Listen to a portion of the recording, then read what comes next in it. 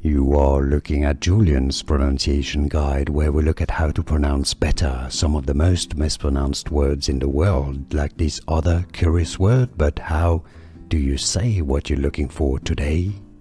Let's learn once and for all how to pronounce this name. This is generally a surname of English origin, also quite common.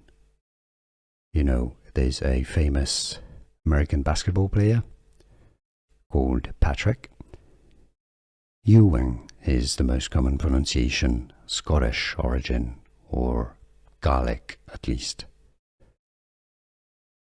Ewing, stress on the first syllable. Ewing.